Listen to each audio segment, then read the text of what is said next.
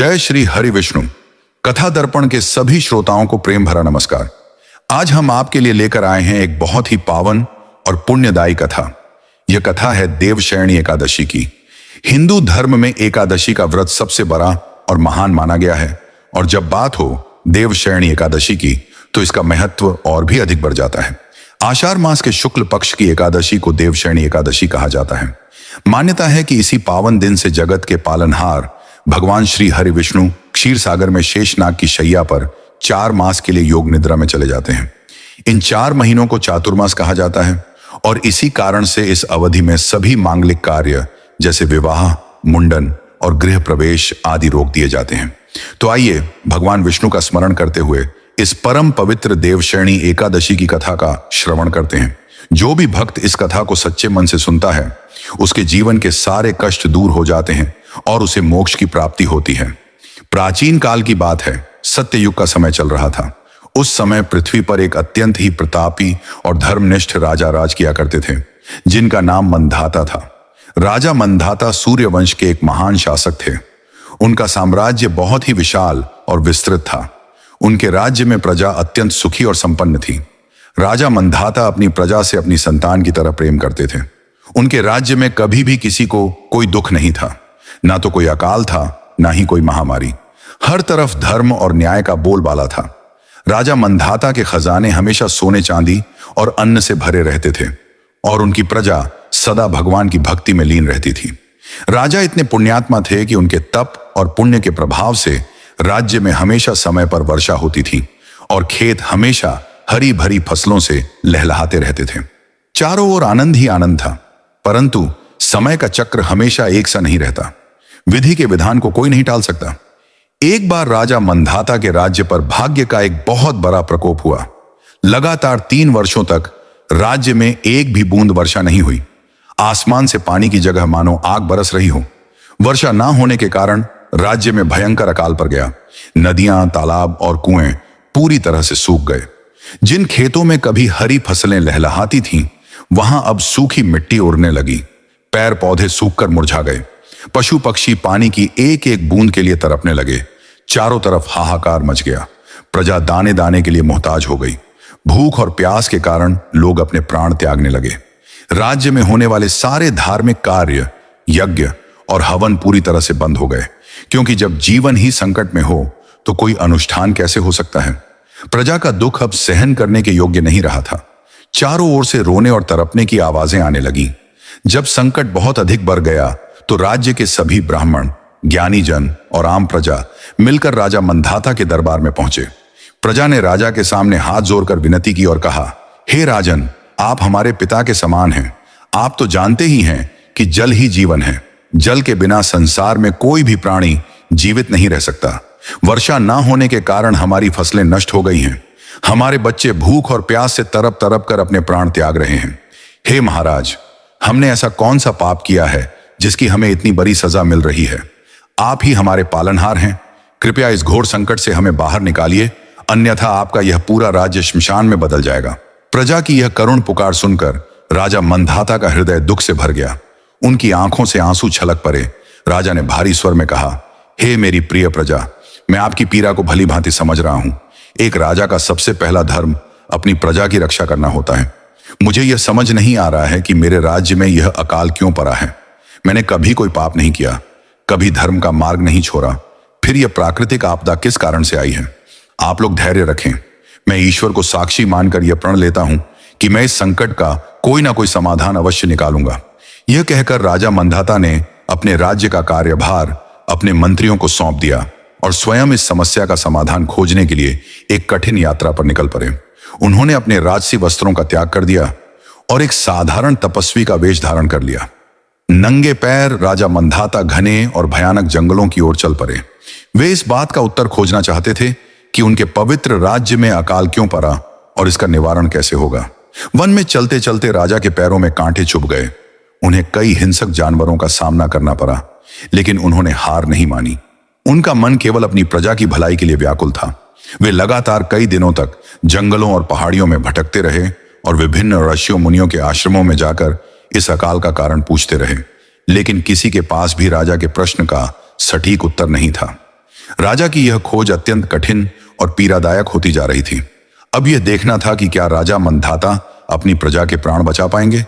क्या उन्हें इस भयंकर अकाल का कोई उपाय मिलेगा।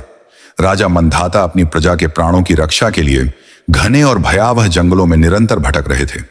उनके कोमल पैरों में कई कांटे चुभ गए थे, लेकिन प्रजा के दुख के सामने उन्हें अपनी पीड़ा बहुत छोटी लग रही थी। वे पहाड़ों और घाटियों को पार करते हुए एक ऐसे भयानक वन में पहुंचे जहां बड़े बड़े जंगली जानवर घूम रहे थे, लेकिन राजा के मन में कोई भय नहीं था। उनका मन केवल अपनी प्रजा की भलाई के लिए व्याकुल था। चलते चलते कई दिन बीत जाने के बाद राजा को दूर से वेद मंत्रों की अत्यंत ही मधुर और शांत ध्वनि सुनाई दी। वह ध्वनि उनके व्याकुल मन को शीतलता प्रदान कर रही थी। राजा उस ध्वनि की दिशा में आगे चलने लगे। कुछ ही दूर जाने पर उन्हें एक अत्यंत ही दिव्य और शांत आश्रम दिखाई दिया। यह आश्रम किसी और का नहीं बल्कि स्वयं ब्रह्मा जी के मानस पुत्र महर्षि अंगिरा का था। महर्षि अंगिरा का तेज सूर्य के समान था और उनके चारों ओर एक अलौकिक प्रकाश फैल रहा था। आश्रम का वातावरण इतना पवित्र था कि वहां शेर और गाय एक ही घाट पर पानी पी रहे थे। वहां किसी के मन में कोई बैर या क्रोध नहीं था। चारों तरफ हरे भरे पेड़ लगे हुए थे जिन पर मीठे फल लगे थे। यह देखकर राजा को थोड़ी शांति मिली। राजा मंधाता ने महर्षि अंगिरा के समीप जाकर साष्टांग प्रणाम किया और अत्यंत विनम्रता से हाथ जोड़कर उनके सामने खड़े हो गए। महर्षि अंगिरा ने अपनी आंखें खोली और अपने सामने चक्रवर्ती सम्राट मंधाता को इस साधारण मुनि के वेश में देखा। महर्षि बहुत हैरान हुए। उन्होंने अत्यंत ही प्रेम से राजा को आशीर्वाद दिया और सम्मान के साथ बैठने के लिए आसन दिया। महर्षि ने मीठे वचनों में राजा से पूछा, हे राजन, आप तो सातों द्वीपों के स्वामी हैं। आपके राज्य में तो सदा सुख और शांति का वास रहता है। फिर आज आपने यह तपस्वियों वाला वेश क्यों धारण किया है। आपके मुख पर यह गहरी चिंता और पीड़ा क्यों झलक रही है। इस घने और भयंकर जंगल में आपके आने का क्या कारण है। कृपया अपने मन की व्यथा निसंकोच होकर मुझे बताएं। मैं आपकी समस्या का समाधान करने का पूरा प्रयास करूंगा। महर्षि अंगिरा के ऐसे दयालु और प्रेम भरे वचन सुनकर राजा मंधाता की आंखों से आंसुओं की धारा बह निकली। राजा ने रूंधे हुए गले से कहा, हे ऋषिवर, आपकी कृपा से मेरे राज्य में कोई कमी नहीं थी। मैं अपनी प्रजा का पालन अपनी सगी संतान से भी अधिक प्रेम से करता आ रहा हूं। मैंने कभी अपने धर्म का मार्ग नहीं छोड़ा और हमेशा न्याय का पालन किया है। फिर भी ना जाने मेरे कौन से पाप कर्म का उदय हुआ है कि मेरे राज्य पर यह भयंकर प्राकृतिक आपदा आ गिरी है।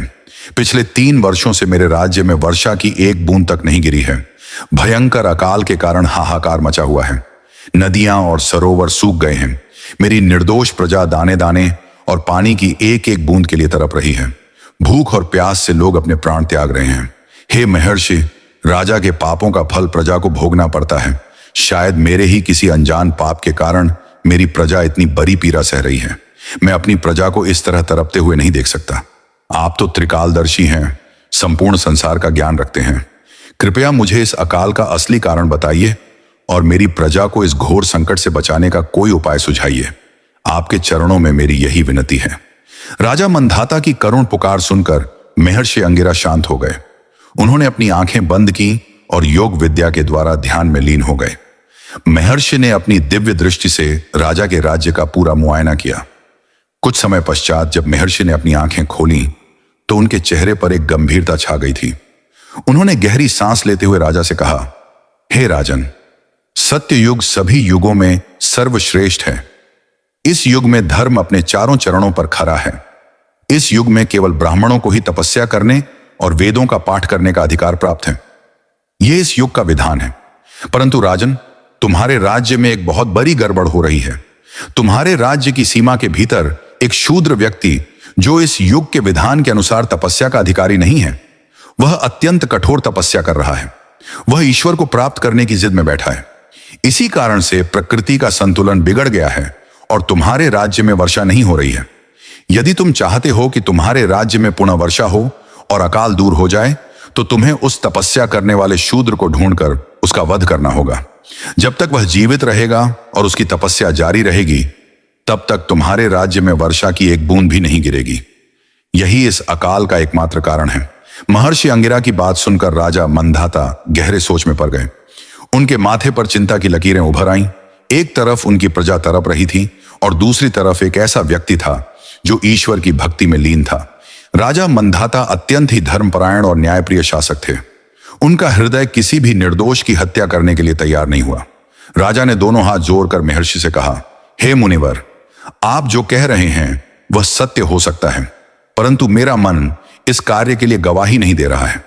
वह व्यक्ति चाहे किसी भी जाति का हो, परंतु वह भगवान की कठोर तपस्या कर रहा है। वह कोई चोरी, डकैती या किसी को कष्ट देने का कार्य नहीं कर रहा है। ऐसे में केवल तपस्या करने के अपराध में मैं उस निर्दोष व्यक्ति का वध कैसे कर सकता हूं? एक निरपराध और भगवान के भक्त को मृत्युदंड देना तो मेरे लिए बहुत बड़ा पाप होगा। मैं एक पाप को मिटाने के लिए दूसरा महापाप अपने सिर पर नहीं ले सकता। हे दयालु महर्षि, आप तो परम ज्ञानी हैं। कृपा करके मुझे कोई ऐसा धार्मिक उपाय, कोई ऐसा व्रत या अनुष्ठान बताएं जिससे उस तपस्वी को भी कोई नुकसान ना पहुंचे और मेरे राज्य का यह भयंकर अकाल भी दूर हो जाए। मैं आपकी शरण में आया हूं, मुझे कोई अहिंसक और पुण्यदायी मार्ग दिखाइए। राजा की यह बात सुनकर महर्षि अंगिरा अत्यंत प्रसन्न हुए। उन्होंने जान लिया कि राजा मंधाता वास्तव में एक धर्मनिष्ठ और दयालु शासक हैं, जो किसी निर्दोष के प्राण लेकर अपनी समस्या का समाधान नहीं करना चाहते। महर्षि मुस्कुराए और उन्होंने राजा से कहा, हे राजन, तुम्हारी दयालुता और धर्म के प्रति तुम्हारी निष्ठा देखकर मैं अत्यंत प्रसन्न हूं। तुमने एक सच्चे राजा का धर्म निभाया है। यदि तुम उस तपस्वी को दंडित नहीं करना चाहते और किसी अहिंसक उपाय से अपनी प्रजा का कष्ट दूर करना चाहते हो, तो मेरी बात ध्यान से सुनो। मैं तुम्हें एक ऐसे परम शक्तिशाली और पुण्यदायी व्रत के बारे में बताता हूं, जिसके प्रभाव से असंभव भी संभव हो जाता है। यह व्रत भगवान श्री हरि विष्णु को अत्यंत प्रिय है। महर्षि ने आगे कहा, हे राजन, आषाढ़ मास के शुक्ल पक्ष में जो एकादशी आती है, उसे देवशयनी एकादशी या पद्मा एकादशी के नाम से जाना जाता है। यह कोई साधारण दिन नहीं है। इस दिन भगवान विष्णु 4 महीने के लिए क्षीर सागर में योग निद्रा में चले जाते हैं। यह एकादशी समस्त पापों का नाश करने वाली, मोक्ष प्रदान करने वाली और सभी मनोकामनाओं को पूर्ण करने वाली है। इस एकादशी का व्रत करने से मनुष्य के जन्म जन्मांतर के पाप नष्ट हो जाते हैं और उस पर भगवान विष्णु की असीम कृपा बरसती है। हे राजन, तुम अपने राज्य में वापस जाओ और अपनी रानी, परिवार, मंत्रियों और अपनी समस्त प्रजा के साथ मिलकर इस देवशयनी एकादशी का विधि विधान से व्रत करो। पूरे राज्य में ढिंढोरा पिटवा दो कि हर एक व्यक्ति, चाहे वह अमीर हो या गरीब, बच्चा हो या बूढ़ा, इस पावन व्रत का पालन करे। भगवान विष्णु की श्रद्धा पूर्वक पूजा अर्चना करो, रात्रि में जागरण करो और भगवान के नाम का संकीर्तन करो। मुझे पूर्ण विश्वास है कि इस महान व्रत के पुण्य प्रभाव से तुम्हारे राज्य में मंडरा रहा यह अकाल का संकट दूर हो जाएगा। भगवान श्री हरि अवश्य तुम्हारी पुकार सुनेंगे और तुम्हारे राज्य में फिर से मूसलाधार वर्षा होगी। यह सुनकर राजा मंधाता को मानो अंधकार में प्रकाश की एक किरण मिल गई। उनका उदास चेहरा भगवान विष्णु के इस चमत्कारी व्रत का नाम सुनते ही खिल उठा। राजा ने अत्यंत श्रद्धा भाव से महर्षि अंगिरा के चरणों में गिरकर उन्हें प्रणाम किया और इस परम उपाय के लिए उनका बार बार धन्यवाद किया। महर्षि से आज्ञा और आशीर्वाद लेकर राजा तुरंत अपने राज्य की ओर वापस चल पड़े। उनके मन में अब केवल देवशयनी एकादशी के व्रत का उत्साह और भगवान विष्णु पर अटूट विश्वास था। अब यह देखना था कि राजा के राज्य लौटने पर क्या होगा और प्रजा देवशयनी एकादशी का व्रत किस प्रकार पूर्ण करेगी। यह सब जानेंगे हम इस कथा के अगले भाग में। जय श्री हरि। महर्षि अंगिरा से विदा लेकर और उनके वचनों को अपने हृदय में धारण करके राजा मंधाता अपने राज्य की ओर वापस चल पड़े। जब वे गए थे तब उनका हृदय निराशा और दुख से भरा हुआ था, लेकिन लौटते समय उनके मन में एक अटूट विश्वास और आशा की किरण थी। मार्ग की कंटीली झाड़ियां, ऊबर खाबर रास्ते और चिलचिलाती धूप अब उन्हें कोई पीड़ा नहीं दे रही थी। उनके कदमों में एक नई ऊर्जा थी, क्योंकि वे अपनी प्रजा के जीवन की चाबी लेकर लौट रहे थे। कई दिनों की कठिन यात्रा के बाद जब राजा मंधाता अपनी राजधानी की सीमा में पहुंचे तो वहां का दृश्य देखकर उनका कलेजा एक बार फिर कांप उठा। सूखी हुई सड़कों पर धूल उड़ रही थी। भूख और प्यास से व्याकुल प्रजा लड़खड़ाते हुए चल रही थी। बिना पानी के मवेशी दम तोड़ रहे थे। ऐसा लग रहा था मानो पूरा राज्य श्मशान बनने की कगार पर खड़ा हो। राजा को देखते ही प्रजा में एक छोटी सी उम्मीद जागी। लोग दौड़ कर अपने राजा के रथ के पीछे आने लगे। राजा मंधाता सीधे अपने राजमहल पहुंचे। उनके आगमन का समाचार मिलते ही उनके मंत्री, सेनापति और महारानी दौड़ते हुए वहां आए। राजा की दुर्दशा देखकर सभी की आंखों में आंसू आ गए, लेकिन राजा ने बिना समय गंवाए तुरंत एक आपातकालीन सभा बुलाने का आदेश दिया। राज दरबार में जब सभी उपस्थित हुए तो राजा मंधाता ने अपने सिंहासन पर ना बैठकर साधारण प्रजा के बीच खड़े होकर सभी को संबोधित किया। राजा ने कहा, हे मेरे प्रिय परिवार और राज्यवासियों, मैंने घने वनों में कई दिनों तक भटकने के बाद ब्रह्मा जी के पुत्र महर्षि अंगिरा के दर्शन किए हैं। उन्होंने हमारे राज्य पर आए इस भयंकर अकाल का कारण और इसका निवारण दोनों बता दिए हैं। राजा की यह बात सुनते ही पूरे दरबार में एक खुशी की लहर दौड़ गई। राजा ने आगे कहा, महर्षि ने हमें आषाढ़ मास के शुक्ल पक्ष की देवशयनी एकादशी का व्रत करने का आदेश दिया है। यह कोई साधारण व्रत नहीं है मेरे प्रियो, यह तीनों लोकों के स्वामी, जगत के पालनहार भगवान श्री हरि विष्णु का सबसे प्रिय व्रत है। इसी दिन से प्रभु 4 मास के लिए योग निद्रा में चले जाते हैं। इस व्रत के पुण्य प्रभाव से बड़े पाप कट जाते हैं और असंभव भी संभव हो जाता है। हमें इस अकाल रूपी राक्षस से केवल भगवान विष्णु की कृपा ही बचा सकती है।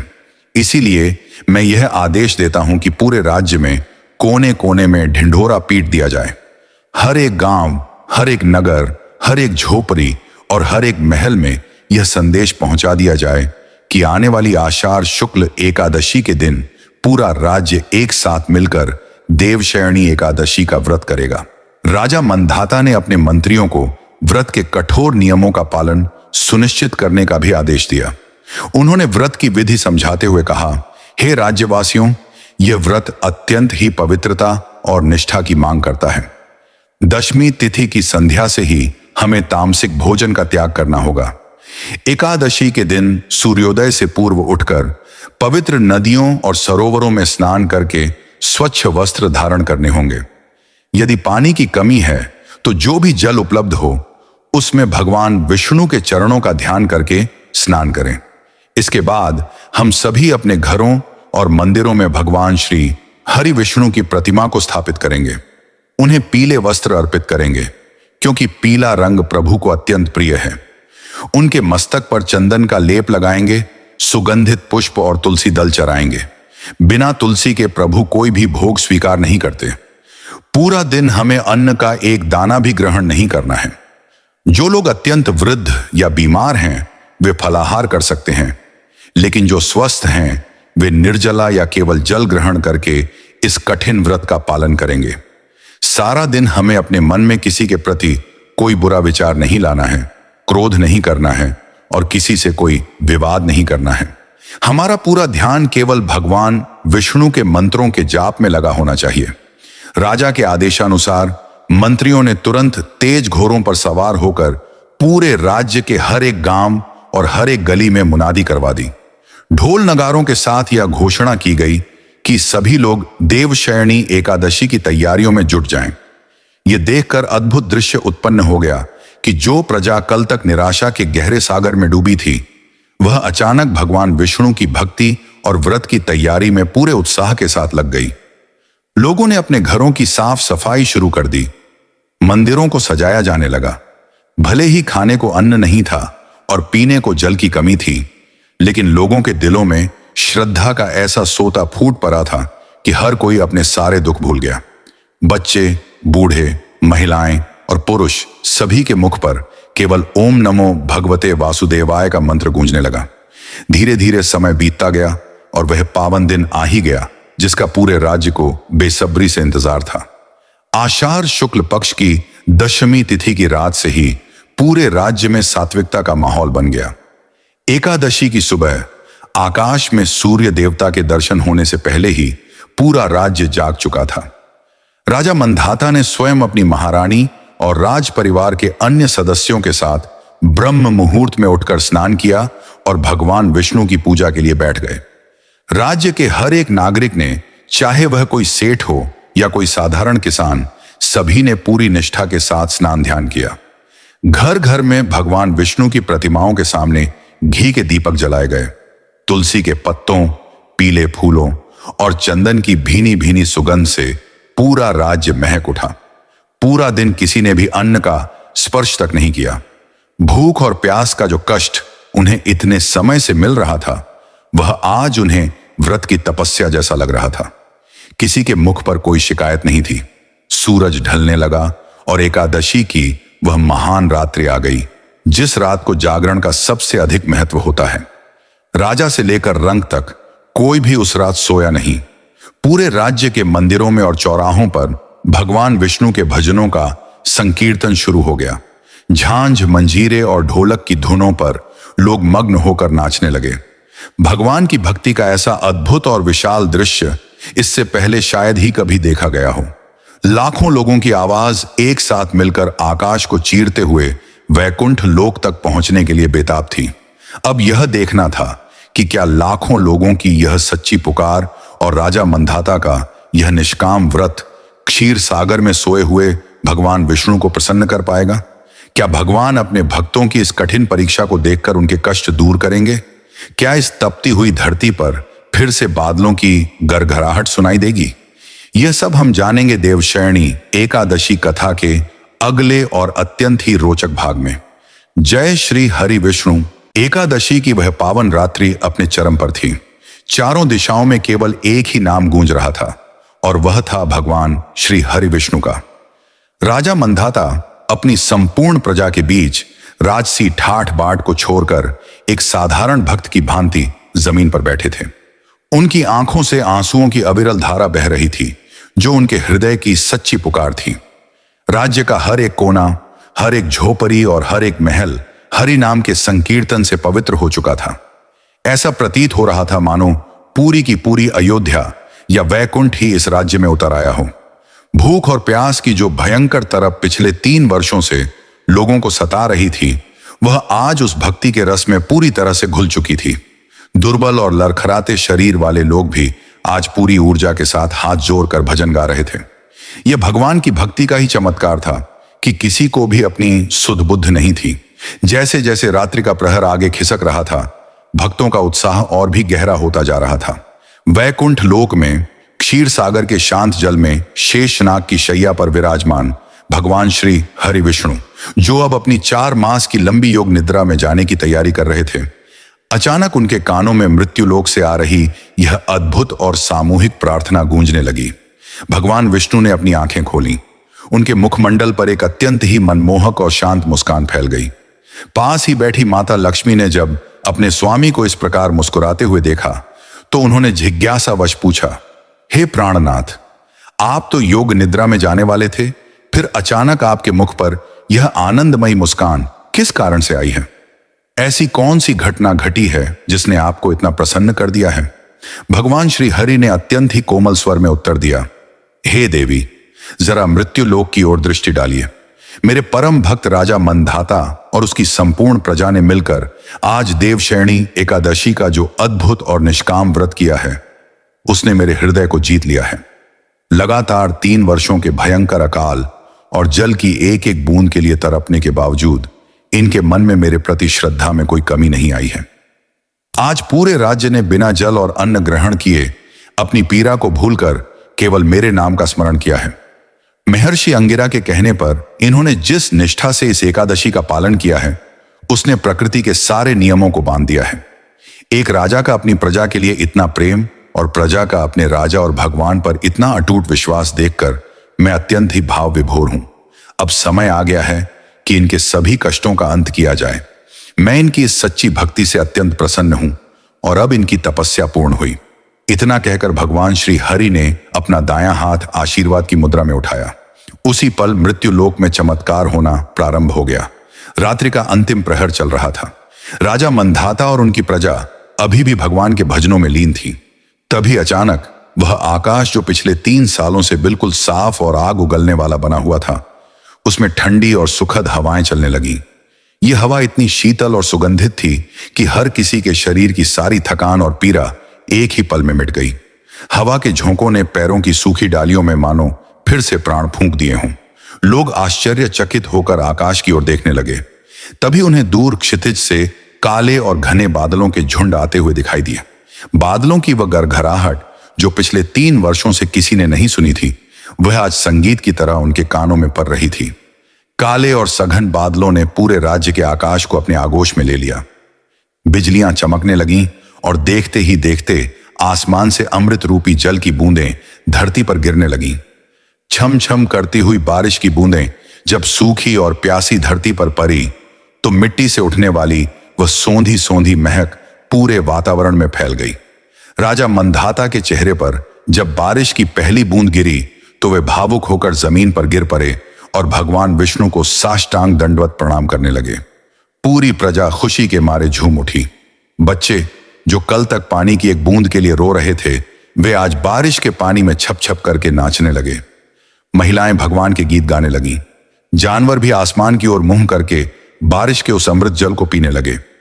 यह कोई साधारण वर्षा नहीं थी, यह भगवान श्री हरि विष्णु की कृपा का साक्षात प्रमाण था। वर्षा इतनी मूसलाधार थी कि देखते ही देखते राज्य की सूखी हुई नदियां, जो कल तक रेगिस्तान का रूप ले चुकी थीं, वे आज उफान पर आ गईं। सूखे हुए कुएं और सरोवर लबालब पानी से भर गए। खेतों की सूखी हुई मिट्टी ने भरपेट जल पिया। हर तरफ केवल पानी ही पानी नजर आ रहा था, लेकिन यह पानी किसी तबाही का नहीं, बल्कि जीवन का संदेश लेकर आया था। प्रकृति मानो फिर से जीवित हो उठी थी। राजा मंधाता का हृदय कृतज्ञता से भर गया। उन्होंने हाथ जोड़कर कहा, हे दीनानाथ, हे जगत के पालनहार, आपने आज सिद्ध कर दिया कि देवशयनी एकादशी का व्रत सच में सारे कष्टों को हरने वाला है। आपने मेरी निर्दोष प्रजा के प्राण बचा लिए, इसके लिए मैं जन्म जन्मांतर तक आपका ऋणी रहूंगा। सुबह हुई और द्वादशी की पावन तिथि लग गई। आसमान अब भी बादलों से ढका हुआ था और हल्की हल्की फुहारें गिर रही थीं। राजा मंधाता ने शुभ मुहूर्त में भगवान विष्णु की विधिवत पूजा करके ब्राह्मणों को दान दक्षिणा दी, उन्हें भोजन कराया और उसके पश्चात स्वयं अपनी प्रजा के साथ इस महान व्रत का पारण किया। व्रत खोलने के बाद सभी ने अन्न और जल ग्रहण किया। उस दिन जो स्वाद उस साधारण अन्न और जल में था, वह दुनिया के किसी भी 56 भोग में नहीं हो सकता था। राज्य में जो शूद्र तपस्या कर रहा था, राजा ने उसके पास जाकर उसे भी भोजन कराया और उसे समझाया कि सत्य युग में उसके लिए तपस्या का विधान नहीं है, बल्कि भगवान विष्णु की सामान्य भक्ति ही उसके लिए श्रेष्ठ है। उस व्यक्ति ने भी राजा की बात मान ली और राज्य में पुनः पूर्ण रूप से धर्म की स्थापना हो गई। इस प्रकार आषाढ़ मास की उस देवशयनी एकादशी के व्रत के पुण्य प्रभाव से राजा मंधाता का पूरा राज्य अकाल के उस भयंकर संकट से बाहर आ गया। कुछ ही दिनों में खेत फिर से हरी भरी फसलों से लहलहाने लगे। गायें फिर से भरपूर दूध देने लगीं। व्यापार फिर से चल पड़ा और पूरा राज्य पहले से भी अधिक सुखी और समृद्ध हो गया। राजा मंधाता ने अपने पूरे जीवन में कभी भी एकादशी का व्रत नहीं छोड़ा और अपनी प्रजा को भी हमेशा धर्म के मार्ग पर चलने की प्रेरणा दी। अंत में अपना सुखमय जीवन व्यतीत करने के पश्चात राजा मंधाता और उनकी प्रजा को भगवान विष्णु के परम धाम वैकुंठ लोक की प्राप्ति हुई। तो कथा दर्पण के प्रिय श्रोताओं, यह थी देवशयनी एकादशी की परम पावन और फलदायी व्रत कथा। इस कथा से हमें यह शिक्षा मिलती है कि चाहे जीवन में कितना भी बड़ा संकट क्यों ना आ जाए, यदि हम सच्चे मन से और पूर्ण निष्ठा के साथ भगवान श्री हरि विष्णु की शरण में जाते हैं और उनके इस परम प्रिय व्रत का पालन करते हैं, तो हमारे सारे कष्ट अवश्य दूर होते हैं। भगवान कभी भी अपने सच्चे भक्तों को निराश नहीं करते। आज के दिन भगवान विष्णु को प्रसन्न करने के लिए ओम नमो भगवते वासुदेवाय मंत्र का अधिक से अधिक जाप करें और अपने सामर्थ्य के अनुसार दान पुण्य अवश्य करें। हम आशा करते हैं कि आपको यह कथा पसंद आई होगी। बोलो श्री हरि विष्णु भगवान की जय, माता लक्ष्मी की जय। प्रिय श्रोताओं, राजा मंधाता की कथा से हमने देवशयनी एकादशी के व्रत की महिमा और उसके चमत्कारी प्रभाव को तो भली भांति जान लिया, परंतु कथा दर्पण के आप सभी सुधी श्रोताओं के मन में यह प्रश्न अवश्य ही बार बार उठ रहा होगा कि आखिर वह क्या कारण था जिसने संपूर्ण जगत का पालन करने वाले, सृष्टि के कण कण में वास करने वाले और अनंत ब्रह्मांडों के स्वामी भगवान श्री हरि विष्णु को 4 महीनों के लिए क्षीर सागर की असीम गहराइयों में शेषनाग की शैया पर योग निद्रा में जाने के लिए विवश कर दिया। इस देवशयनी एकादशी के पीछे एक और अत्यंत ही रहस्यमयी, अलौकिक और हृदय को भाव विभोर कर देने वाली पौराणिक कथा जुड़ी हुई है। यह कथा है प्रभु के अद्भुत वामन अवतार और दानवीर राजा बलि की। जब तक हम इस कथा का श्रवण नहीं करते तब तक देवशयनी एकादशी और चातुर्मास का वास्तविक महत्व हमारी समझ में पूर्ण रूप से नहीं आ सकता। तो आइए अपने मन की सारी चिंताओं को एक पल के लिए पीछे छोड़कर अपने हृदय को भगवान विष्णु के पावन चरणों में लगाकर सत्य युग के उस स्वर्णिम कालखंड की ओर चलते हैं जब पृथ्वी पर दैत्य राज बलि का शासन हुआ करता था। प्राचीन काल की बात है। दैत्यों के महान कुल में एक बहुत ही प्रतापी, वीर और न्यायप्रिय राजा का जन्म हुआ जिनका नाम बलि था। राजा बलि यद्यपि जन्म से एक दैत्य थे, परंतु उनके संस्कार और उनका आचरण किसी भी महान देवता से कम नहीं था।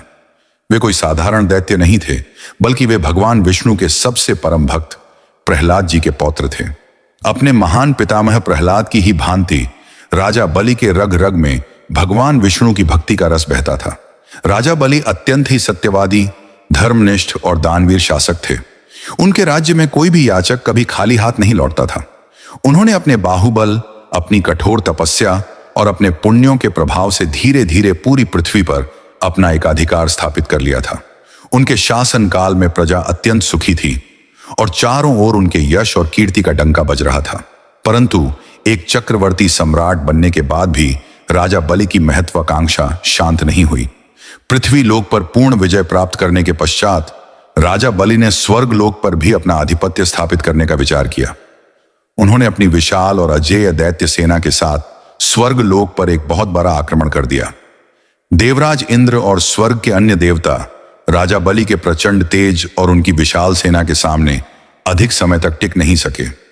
स्वर्ग में एक बहुत बड़ा युद्ध हुआ जिसमें देवताओं को हार का सामना करना पड़ा। राजा बलि ने स्वर्ग की राजधानी अमरावती पर अपना ध्वज फहरा दिया और देवराज इंद्र को स्वर्ग छोड़कर भागने के लिए विवश कर दिया। अब तीनों लोकों पर, स्वर्ग, पृथ्वी और पाताल पर केवल एक ही सम्राट का शासन था और वह थे दैत्यराज बलि। राजा बलि ने स्वर्ग पर अधिकार तो कर लिया, परंतु उन्होंने वहां कोई अन्याय या अत्याचार नहीं किया। वे धर्म के मार्ग पर चलते हुए तीनों लोकों का सुचारू रूप से संचालन करने लगे। परंतु दूसरी ओर स्वर्ग से निकाले जाने के बाद देवराज इंद्र और अन्य सभी देवता अत्यंत दुखी और व्याकुल होकर मारे मारे फिरने लगे। उनका सारा ऐश्वर्य, उनके भवन, उनका अमृत कलश, सब कुछ राजा बलि के अधिकार में चला गया था। देवताओं की इस अत्यंत दयनीय और पीड़ादायक स्थिति को देखकर उनकी माता, देव माता अदिति का हृदय शोक से भर गया। एक माता के लिए अपने संतानों को इस प्रकार दर दर भटकते हुए देखना अत्यंत ही असहनीय होता है। माता अदिति अपनी इस पीड़ा का निवारण खोजने के लिए अपने पति परम ज्ञानी महर्षि कश्यप के पास गईं। माता अदिति ने रोते हुए महर्षि कश्यप से कहा, हे स्वामी, मेरे पुत्रों की यह दुर्दशा मुझसे अब और नहीं देखी जाती। दैत्यराज बलि ने मेरे पुत्रों का सारा अधिकार और उनका निवास स्थान उनसे छीन लिया है। कृपा करके मुझे कोई ऐसा मार्ग दिखाइए, कोई ऐसा उपाय बताइए जिससे मेरे पुत्रों को उनका खोया हुआ स्वर्ग और उनका सम्मान पुनः प्राप्त हो सके। महर्षि कश्यप ने अपने ज्ञान चक्षुओं से संपूर्ण स्थिति का अवलोकन किया और अत्यंत शांत स्वर में अपनी पत्नी से कहा, हे देवी, राजा बलि कोई साधारण शत्रु नहीं है। वह अत्यंत पुण्यात्मा, धर्मनिष्ठ और भगवान विष्णु का अनन्य भक्त है। उसके पुण्यों का घड़ा अभी पूरा भरा हुआ है, इसलिए कोई भी अस्त्र शस्त्र या कोई भी युद्ध उसे पराजित नहीं कर सकता। यदि तुम अपने पुत्रों का कल्याण चाहती हो तो तुम्हें स्वयं जगत के पालनहार भगवान श्री हरि विष्णु की शरण में जाना होगा। महर्षि कश्यप ने माता अदिति को पयोव्रत नाम का एक अत्यंत ही कठिन और पवित्र व्रत करने का निर्देश दिया। अपने पति की आज्ञा पाकर माता अदिति ने भगवान विष्णु को प्रसन्न करने के लिए पयोव्रत का कठोर अनुष्ठान आरंभ कर दिया। वे केवल दूध का आहार ग्रहण करके दिन रात भगवान की कठोर तपस्या में लीन हो गईं। उनकी तपस्या इतनी प्रबल और सच्ची थी कि अंततः भगवान श्री हरि विष्णु को उनके सामने प्रकट होना ही पड़ा। भगवान विष्णु ने अपनी चतुर्भुज रूप में दर्शन देते हुए माता अदिति से कहा, हे देव माता, मैं आपकी इस कठोर तपस्या और आपके मातृ प्रेम से अत्यंत प्रसन्न हूं। मैं जानता हूं कि आप अपने पुत्रों के छीने हुए अधिकार को लेकर अत्यंत चिंतित हैं। राजा बलि मेरा परम भक्त अवश्य है, परंतु उसने देवताओं का अधिकार छीनकर प्रकृति के संतुलन को बिगाड़ दिया है। आप तनिक भी चिंता ना करें, मैं स्वयं आपके गर्भ से अवतार लूंगा और देवराज इंद्र को उनका खोया हुआ स्वर्ग वापस दिलाऊंगा। यह मेरा वचन है। भगवान विष्णु का यह आश्वासन पाकर माता अदिति की खुशी का कोई ठिकाना नहीं रहा। समय बीतता गया और सही समय आने पर भाद्रपद मास के शुक्ल पक्ष की द्वादशी तिथि को भगवान श्री हरि विष्णु ने माता अदिति के गर्भ से एक अत्यंत ही मनमोहक और अलौकिक वामन रूप में जन्म लिया। भगवान का यह रूप एक छोटे से ब्राह्मण बालक का था, जिसके चेहरे पर करोड़ों सूर्यों का तेज चमक रहा था। उनके हाथों में कमंडल और छत्र था और शरीर पर मृगशाला थी। इस अत्यंत ही सुंदर और दिव्य वामन रूप को देखकर सभी देवता अत्यंत प्रसन्न हुए और उन्होंने आकाश से पुष्पों की वर्षा की। उधर दूसरी ओर राजा बलि अपने पुण्यों को और अधिक बढ़ाने के लिए भृगुकच्छ नामक स्थान पर नर्मदा नदी के तट पर एक अत्यंत ही विशाल और भव्य अश्वमेध यज्ञ का आयोजन कर रहे थे। इस यज्ञ में तीनों लोगों के सभी महान ऋषि मुनि, विद्वान ब्राह्मण और श्रेष्ठ जन आमंत्रित थे। यज्ञ स्थल की छटा देखने योग्य थी। चारों ओर वेद मंत्रों की गूंज थी और घी की आहुतियों से पूरा वातावरण सुगंधित हो रहा था। भगवान वामन, जो एक छोटे ब्राह्मण बटुक के रूप में थे, वे भी धीरे धीरे चलते हुए राजा बलि के इस यज्ञ स्थल पर जा पहुंचे। जैसे ही भगवान वामन ने यज्ञशाला में प्रवेश किया, उनके अलौकिक तेज से पूरा यज्ञ स्थल जगमगा उठा। वहां उपस्थित सभी महान ऋषि और स्वयं राजा बलि उस छोटे से बालक के तेज को देखकर आश्चर्यचकित रह गए। राजा बलि, जो ब्राह्मणों का अत्यंत सम्मान करते थे, वे तुरंत अपने सिंहासन से उठ खड़े हुए। उन्होंने आगे बढ़कर उस नन्हे से ब्राह्मण बालक के चरण धोए, उन्हें सम्मान पूर्वक ऊंचे आसन पर बैठाया और अत्यंत विनम्रता से हाथ जोड़कर कहा, हे दिव्य बालक, आपके दर्शन मात्र से मेरा यह विशाल यज्ञ और मेरा संपूर्ण जीवन सफल हो गया। आप देखने में तो अत्यंत छोटे हैं, परंतु आपका तेज किसी महान देवता से भी अधिक है। कृपया मुझे बताएं कि मैं आपकी क्या सेवा कर सकता हूं।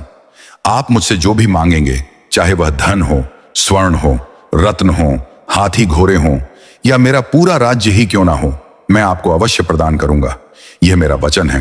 राजा बलि के इन वचनों को सुनकर राजा बलि के गुरु दैत्यराज शुक्राचार्य, जो अत्यंत दूरदर्शी और मायावी थे, वे तुरंत समझ गए कि यह कोई साधारण ब्राह्मण बालक नहीं है। शुक्राचार्य ने अपनी दिव्य दृष्टि से पहचान लिया कि यह स्वयं भगवान विष्णु हैं, जो देवताओं का कार्य सिद्ध करने और बलि का सब कुछ छीनने के लिए इस मायावी रूप में आए हैं। शुक्राचार्य ने तुरंत राजा बलि को अपने पास बुलाया और एकांत में ले जाकर चेतावनी देते हुए कहा, हे राजन, यह ब्राह्मण बालक कोई और नहीं बल्कि साक्षात श्री हरि विष्णु हैं। यह देवताओं की चाल है। यह तुमसे छल करने आए हैं। तुम भूल कर भी इन्हें कोई वचन मत देना, अन्यथा तुम्हारा सर्वनाश हो जाएगा। परंतु राजा बलि तो दानवीरता की प्रतिमूर्ति थे। वे अपने गुरु की बात सुनकर मुस्कुराए और अत्यंत शांत भाव से बोले, हे गुरुदेव, यदि साक्षात जगत के पालनहार भगवान विष्णु, जो तीनों लोकों के स्वामी हैं, वे स्वयं एक याचक बनकर मेरे द्वार पर कुछ मांगने आए हैं, तो यह तो मेरे लिए परम सौभाग्य की बात है। इससे बड़ा पुण्य मेरे लिए और क्या हो सकता है कि मैं उस भगवान को दान दूं जो पूरे संसार का पालन करता है। यदि वे मेरा सब कुछ भी मांग लेंगे तो भी मैं पीछे नहीं हटूंगा। मैं अपने दिए हुए वचन से किसी भी कीमत पर पीछे नहीं हट सकता। यह कहकर राजा बलि वापस भगवान वामन के पास लौट आए और हाथ जोड़कर बोले, हे विप्रदेव, कृपया अपनी इच्छा प्रकट करें। आपको क्या दान चाहिए? भगवान वामन ने मुस्कुराते हुए राजा बलि की ओर देखा और अत्यंत ही मधुर स्वर में कहा, हे दानवीर बलि, मैंने तुम्हारी दानवीरता की बहुत प्रशंसा सुनी है। मुझे अधिक कुछ नहीं चाहिए। मुझे स्वर्ण, चांदी या किसी विशाल राज्य की कोई लालसा नहीं है। मैं तो एक साधारण ब्राह्मण हूं। मुझे अपनी कुटिया बनाने और तपस्या करने के लिए केवल मेरे इन छोटे छोटे पैरों के नाप से 3 पग भूमि चाहिए। क्या तुम मुझे यह छोटा सा दान दे सकोगे? भगवान वामन की यह बात सुनकर राजा बलि और वहां उपस्थित सभी लोग हंस पड़े। राजा बलि ने कहा, हे बालक, आप अत्यंत भोले हैं। आपने मुझसे मांगा भी तो क्या? केवल 3 पग भूमि। इतने में तो आप ठीक से लेट भी नहीं पाएंगे। आप मुझसे कुछ बड़ा मांगिए, कोई पूरा का पूरा नगर मांग लीजिए। परंतु भगवान वामन अपनी बात पर अड़े रहे और बोले, नहीं राजन, मुझे केवल 3 पग भूमि ही चाहिए। जो व्यक्ति थोड़े में संतुष्ट नहीं होता वह कभी भी प्रसन्न नहीं रह सकता। मुझे बस इतना ही चाहिए। राजा बलि ने अंततः भगवान वामन की बात मान ली और 3 पग भूमि दान करने का संकल्प लेने के लिए अपने हाथ में जल ले लिया। शुक्राचार्य ने इस दान को रोकने का अंतिम प्रयास करते हुए सूक्ष्म रूप धारण किया और जल के कलश की टोंटी में जाकर बैठ गए ताकि जल बाहर ना आ सके। भगवान वामन सब कुछ जान गए। उन्होंने अपने हाथ में पकड़ा हुआ कुशा का एक तिनका उस कलश की टोंटी में डाल दिया, जो सीधे शुक्राचार्य की आंख में जाकर लगा। पीड़ा के मारे शुक्राचार्य कलश से बाहर गिर पड़े और इस प्रकार राजा बलि ने संकल्प का जल अपने हाथ में लेकर 3 पग भूमि का दान पूर्ण कर दिया। जैसे ही संकल्प पूर्ण हुआ, वहां एक अत्यंत ही अद्भुत और रोंगटे खड़े कर देने वाला चमत्कार हुआ। वह छोटा सा नन्हा ब्राह्मण बालक अचानक एक विशालकाय रूप में बदलने लगा। देखते ही देखते भगवान वामन का शरीर इतना विशाल हो गया कि उनका सिर आकाश की ऊंचाइयों को छूने लगा। उनके इस विराट स्वरूप को त्रिविक्रम कहा गया। भगवान का तेज इतना अधिक था कि सभी दिशाएं जगमगा उठी। भगवान ने अपने पहले पग में ही पूरी पृथ्वी, पाताल और सभी समुद्रों को नाप लिया। इसके बाद उन्होंने अपना दूसरा पग उठाया और उस दूसरे पग से उन्होंने पूरा स्वर्ग लोक, अंतरिक्ष और ब्रह्मांड के सभी ग्रहों और नक्षत्रों को नाप लिया। केवल 2 पग में ही भगवान ने राजा बलि का संपूर्ण राज्य और तीनों लोकों को नाप लिया था। अब तीसरे पग के लिए कोई स्थान ही शेष नहीं बचा था। भगवान वामन ने अपने विराट स्वरूप से गरजते हुए राजा बलि से पूछा, हे बलि, मैंने अपने 2 पग में ही तुम्हारा संपूर्ण राज्य नाप लिया है। अब तुम ही बताओ कि मैं अपना यह तीसरा पग कहां रखूं? तुमने मुझे 3 पग भूमि का वचन दिया था। यदि तुम अपना वचन पूरा नहीं कर सकते तो तुम्हें नरक की यातनाएं भुगतनी पड़ेंगी। राजा बलि अब समझ चुके थे कि यह साक्षात ईश्वर की लीला है। उनका सारा अहंकार चूर चूर हो गया था, परंतु वे अपने वचन के अत्यंत पक्के थे। वे तनिक भी नहीं घबराए। राजा बलि ने अत्यंत विनम्रता पूर्वक भगवान वामन के सामने हाथ जोड़कर अपना शीश झुका दिया और कहा, हे प्रभु, संपत्ति से बड़ा संपत्ति का स्वामी होता है। आपने मेरा सारा राज्य और मेरी सारी संपत्ति नाप ली है, परंतु मैं अभी भी शेष हूं। आप अपना यह तीसरा पग मेरे इस मस्तक पर रख दीजिए। मेरा वचन पूर्ण हो जाएगा और मुझे आपके चरणों की धूल प्राप्त करने का सौभाग्य भी मिलेगा। राजा बलि की इस अद्भुत भक्ति, सत्यनिष्ठा और उनके पूर्ण समर्पण को देखकर भगवान वामन अत्यंत प्रसन्न हुए। उनका हृदय अपने भक्त के लिए करुणा से भर गया। भगवान ने अपना तीसरा पग राजा बलि के मस्तक पर रख दिया और इस पग के स्पर्श मात्र से ही राजा बलि पाताल लोक में पहुंच गए। भगवान ने राजा बलि के अहंकार का नाश कर दिया था, परंतु उनकी भक्ति की जीत हुई थी। भगवान वामन ने अपने असली स्वरूप में आकर पाताल लोक में राजा बलि को दर्शन दिए और कहा, हे बलि, तुम्हारी दानवीरता और तुम्हारी सत्यनिष्ठा के सामने आज मैं स्वयं हार गया हूं। तुम्हारे जैसा महान भक्त इस पूरे ब्रह्मांड में और कोई नहीं है। देवराज इंद्र को स्वर्ग सौंपना मेरी माता को दिया गया वचन था, परंतु तुम्हारी भक्ति ने मुझे तुम्हारा आरणी बना दिया है। मैं तुमसे अत्यंत प्रसन्न हूं। तुम मुझसे जो चाहो वह वरदान मांग सकते हो। राजा बलि की आंखों से आनंद के आंसू बह रहे थे। उन्होंने भगवान के चरणों में गिरकर कहा, हे प्रभु, आपने मेरे मस्तक पर अपना चरण रखकर मुझे जो मोक्ष और आनंद प्रदान किया है, उसके बाद मुझे और कुछ नहीं चाहिए।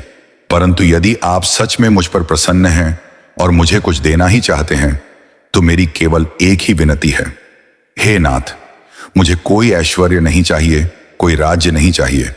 मैं बस यह चाहता हूं कि जब भी मैं सुबह उठूं और अपनी आंखें खोलूं तो मुझे केवल आपके ही दर्शन हों। आप हर समय मेरे महल में मेरी दृष्टि के सामने रहें। आप हमेशा के लिए मेरे पास इसी पाताल लोक में निवास करें। भगवान विष्णु अपने भक्त के प्रेम में इतने बंध गए थे कि वे मना नहीं कर सके। उन्होंने राजा बलि को तथास्तु कहकर वरदान दे दिया। भगवान विष्णु अपना बैकुंठ धाम, अपना क्षीर सागर सब कुछ छोड़कर राजा बलि के महल के पहरेदार बन गए और दिन रात पाताल लोक में उनके महल की रक्षा करने लगे। यह समय आषाढ़ मास के शुक्ल पक्ष की एकादशी का ही दिन था। जब भगवान विष्णु पाताल लोक चले गए तो बैकुंठ लोक एकदम सूना हो गया। माता लक्ष्मी अपने स्वामी के बिना अत्यंत दुखी और व्याकुल हो गईं। संपूर्ण सृष्टि का संचालन रुकने लगा। शिवजी और ब्रह्मा जी भी इस स्थिति को लेकर चिंतित हो गए। माता लक्ष्मी ने भगवान विष्णु को वापस लाने का एक बहुत ही चतुर और प्रेमपूर्ण उपाय सोचा। वे एक साधारण और अत्यंत ही गरीब ब्राह्मण स्त्री का वेश धारण करके पाताल लोक में राजा बलि के द्वार पर पहुंच गईं। वहां पहुंचकर वे अत्यंत करुण स्वर में रोने लगी। राजा बलि ने जब एक असहाय स्त्री को अपने द्वार पर रोते हुए देखा तो उनका दयालु हृदय पिघल गया। उन्होंने उस स्त्री को सम्मानपूर्वक अपने महल में बुलाया और उनके रोने का कारण पूछा। माता लक्ष्मी, जो ब्राह्मण स्त्री के वेश में थीं, उन्होंने कहा, हे राजन, मेरा कोई भाई नहीं है जो मेरी रक्षा कर सके। मैं अत्यंत अकेली और असहाय हूं। राजा बलि ने तुरंत कहा, हे देवी, आप रोना बंद करें। आज से मैं ही आपका भाई हूं और मैं जीवन भर आपकी रक्षा करूंगा। यह सुनकर माता लक्ष्मी अत्यंत प्रसन्न हुई और उन्होंने राजा बलि की कलाई पर रक्षा का एक पवित्र धागा बांध दिया। यह रक्षा बंधन का पवित्र धागा था। राजा बलि ने कहा, हे बहन, तुमने मुझे रक्षा सूत्र बांधा है। मांगो, आज तुम अपने इस भाई से जो कुछ भी मांगोगी मैं तुम्हें अवश्य दूंगा। माता लक्ष्मी अपने असली स्वरूप में आ गईं और उन्होंने राजा बलि से कहा, हे भाई, यदि तुम मुझे सच में कुछ देना चाहते हो तो मेरे स्वामी, जगत के पालनहार भगवान विष्णु को, जो तुम्हारे द्वारपाल बनकर खड़े हैं, उन्हें मेरे साथ बैकुंठ लौटने की अनुमति दे दो। राजा बलि माता लक्ष्मी के असली स्वरूप को देखकर आश्चर्यचकित रह गए। वे अपने वचन से बंधे हुए थे, इसलिए वे मना नहीं कर सके। परंतु भगवान विष्णु अपने भक्त बलि से किए गए वादे को भी नहीं तोड़ना चाहते थे। तब भगवान विष्णु ने एक मध्य मार्ग निकाला। उन्होंने राजा बलि और माता लक्ष्मी दोनों को प्रसन्न करते हुए कहा, हे बलि, मैं तुम्हें दिया हुआ वचन नहीं तोड़ूंगा, परंतु मुझे सृष्टि के संचालन के लिए बैकुंठ भी लौटना होगा। इसलिए आज से यह नियम होगा कि मैं प्रत्येक वर्ष आषाढ़ मास के शुक्ल पक्ष की एकादशी, जिसे देवशयनी एकादशी कहा जाएगा, उस दिन से लेकर कार्तिक मास के शुक्ल पक्ष की एकादशी, जिसे देवउठनी एकादशी कहा जाएगा, इन 4 महीनों की अवधि तक मैं अपने पूर्ण स्वरूप में तुम्हारे पास पाताल लोक में ही निवास करूंगा। इन 4 महीनों में मेरा एक अंश क्षीर सागर में योग निद्रा में रहेगा और मेरा दूसरा अंश तुम्हारे महल की रक्षा करेगा। इस प्रकार भगवान श्री हरि विष्णु ने अपने भक्त राजा बलि को दिए गए वचन की रक्षा करने के लिए पाताल लोक में 4 मास तक निवास करने का यह विधान स्थापित किया। यही कारण है कि इन 4 महीनों को चातुर्मास कहा जाता है और भगवान विष्णु क्षीर सागर में योग निद्रा में चले जाते हैं। भगवान के निद्रा में होने के कारण ही इस पूरी अवधि के दौरान मृत्युलोक में कोई भी मांगलिक कार्य, जैसे कि विवाह, मुंडन, यज्ञोपवीत, नए घर का निर्माण या गृह प्रवेश आदि पूर्ण रूप से वर्जित माने जाते हैं, क्योंकि जब भगवान ही निद्रा में हैं तो वे इन मांगलिक कार्यों में अपना आशीर्वाद देने के लिए कैसे उपस्थित हो सकते हैं। इन 4 महीनों के दौरान साधु संत भी अपनी यात्राएं रोक देते हैं और किसी एक पवित्र स्थान पर रुककर केवल भगवान की भक्ति, तपस्या और ध्यान में अपना समय व्यतीत करते हैं। चातुर्मास का यह समय आत्म मंथन, संयम और कठोर नियम पालन का समय होता है। जो भी मनुष्य देवशयनी एकादशी के दिन पूर्ण श्रद्धा और निष्ठा के साथ उपवास करता है, भगवान विष्णु की कथाओं का श्रवण करता है और चातुर्मास के दौरान सात्विक आहार और ब्रह्मचर्य का पालन करता है, उसके जीवन के सभी कष्ट और पाप कट जाते हैं। वह व्यक्ति अपने जीवन में हर प्रकार के सुख और वैभव को भोगकर अंत में सीधे बैकुंठ धाम को प्राप्त करता है।